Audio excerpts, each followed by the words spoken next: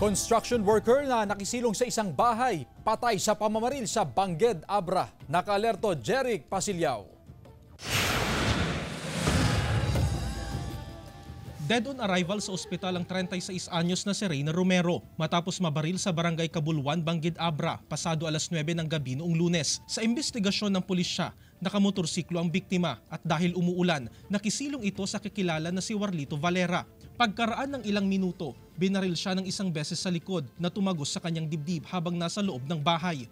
Not knowing dagayam ti suspected jay ayan ti tawa right side.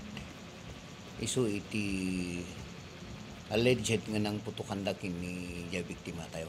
Hindi naman nakita ng may-ari ng bahay kung sino ang bumaril. Nagulat na lang daw ito nang marinig ang putok. Tuyog sasawa kayo mga sumungsungbat. Nakadumog na tama. Teteksan na. Hindi ko bang na. Ibag ko na ng pin. May sala putok sir. May sala putok. Wala putok. Dila ang arayin, dilangag ko kanya. Iniimbestigahan pa ang pangunahing motibo sa pamamaril. Hustisya ang sigaw ng pamilya ng biktima. Umaga noong Lunes, nagpaalam daw ang biktima na magtatrabaho hanggang itinawag na lamang sa pamilya nito na nabaril na ang biktima. Kahit ko, nga matiliw teping matay ka nila kay ko.